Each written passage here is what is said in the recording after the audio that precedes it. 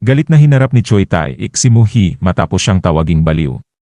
Nagulat ang lahat ng mga estudyante, kasama si Kang, Kwon-chul, at Jinju, sa tapang ni Muhi.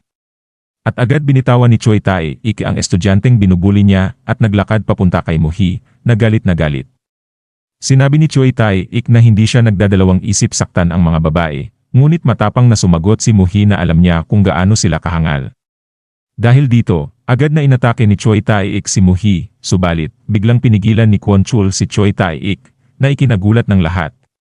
Sinabi ni Kwon-chul na totoo ang mga chismis na sila'y mga walang hiyang gumagawa ng anumang gusto nila. Matapang niyang tinawag si Choi Tae-ik na isang higanteng baliw, habang si Muhi ay namangha sa ginawa ni Kwon-chul. Ang mga kaibigan ni Choi Tae-ik ay nagtaka kung sino si Kwon-chul, na ayon sa mga chismis, ay hindi isang ordinaryong tao mula sa Wonjin Middle, at habang nagaganap ang labanan, sumigaw naman si Chang Ryul na si Kwon-chul ay lalaban sa gundugang, at pinilit na hinahawi ang malaking muka ni Daebang. Agad na inatake ni Choi Tae-ik si Kwon-chul sa sobrang galit, ngunit nanatili itong nakatayo, na ikinagulat ni Choi Tae-ik. Tinawag ni Kwon-chul si Choi Tae-ik at hinamon siyang tapusin ang kanyang sinabi. Sina Chang Ryul at Daebang, na may nakakatawang ekspresyon sa mukha, ay nag-cheer para kay Kwon-chul, na agad na inatake si Choi Tae-ik ng dalawang sunod, na kinagulat ni Kang at Muhi. Nagulat ang kaibigan ni Choi Tae-ik sa hindi inaasahang takbo ng laban, at nagalala kay Choi Tae-ik. At habang dumudura ng dugo, kinilala ni Choi Tae-ik na hindi pala pipitsuging kalaban si Kwon-chul, at nagbanta ng paghihiganti. Nagtaka si Kwon-chul kung bakit hindi naapektuhan si Choi Tae-ik sa kanyang malakas na suntok sa panga, iniisip kung dahil ba ito sa kanyang laki. At biglang may nagsalita mula sa likuran, nagtanong kung tapos na ba ang kanilang laban, na ikinagulat ng lahat. Biglang pumasok si Nam Gungmu, kilala rin bilang Radish Head, isa sa 3 pinuno ng gundugang. Sinabi ni Choi Tae-ik sa kanya na umatras, ngunit binalaan siya ni Nam Gungmu na paparating ang isang guro, kaya dapat itigil na ang laban. Nagulat si Daebang nang makita si Nam Gungmu, habang si Chang Ryul ay nagtaka kung sino siya, na nagbibiro na parang kinain na niya ang isang guro bago pumunta doon. Ipinaliwanag ni Daebang kay Chang Ryul na si Nam Gungmu ang pinakamalaki at pinakamalupit sa 3 pinuno ng gundugang, kahit na siya ang ikatlo sa ranggo, habang tinatapik ni Nam Gungmu si Choi Tae-ik sa likod, nagmumura si Choi Tae-ik sa masamang araw niya at nangakong gaganti kay Kwon-chul sa susunod. Sinabihan naman ni Nam Gungmu si Kwon-chul na narinig niya ang tungkol sa kanya, at lumampas na siya sa sukdulan sa araw na yon, at nangakong magkikita silang muli. Habang nanonood ang mga estudyante, takot na sinabi ng isa na ang gundugang ang pinakamasama at nakakatakot. Sinabi pa niya na malas siya at kasama sila sa klase. Habang tahimik lang si Kang, at bigla dumighay ng malakas. Nagpalit ang eksena kay James, Pearl, at Withrow na nasa helicopter. Dumating na sila sa kanilang destinasyon at tinanong ni James kung ano ang gagawin nila. Sinabi ni Pearl na buksan ang pinto. Ipinaliwanag ni James ang paggamit ng earpieces para sa komunikasyon at inutusan ni Pearl na ipaalam sa mga nakakataas na kanselahin ang isang bagay dahil naandoon na siya. At bago sila tumalon, nagbigay ng saludo si James at humiling ng good luck, at agad silang tumalon at ligtas silang lumapag sa barko.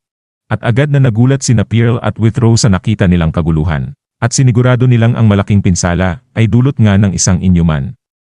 Subalit habang nag-uusap sila, makikitang nakatitig ang halimaw kay Pearl mula sa malayo. Sinabi ni Pearl kay Withrow na siguradong isang inyuman ang pumatay sa lahat, at nagmungkahi na magsimula na silang kumilos. Nagbigay ng babala si James kay Pearl tungkol sa laki ng barko, at ang posibilidad na madaling maligaw dahil sa iba't ibang layout ng bawat palapag. Ipinaliwanag niyang mahirap hanapin ang inyuman maliban kung ito ang unang lalapit.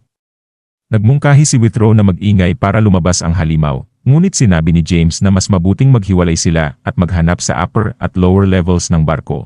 Ipinaliwanag ni James ang kanilang plano. Isa sa kanila ang pupunta sa engine room, habang ang isa naman ay sa cargo area. Mula roon, ang nasa itaas na palapag ay bababa, at ang nasa ilalim ay aakyat, habang maghahanap ng mga nakaligtas, at tatalunin ang inyuman kapag nakita. Ipinahayag ni James ang kanyang pag-aalala na ang paghahanap ng magkahiwalay ay maaaring magresulta sa pakikipaglaban ng mag-isa sa halimaw. Subalit, sumang-ayon si Pearl na kailangan nilang piliin ang pinakamabilis na opsyon, at nagdesisyon si Withrow na pumunta sa itaas na palapag. Nagpasya naman si Pearl na pumunta sa ibabang palapag at ipinaalam na mag-alerto sila sa isa't isa kapag nakita na niya ang kalaban.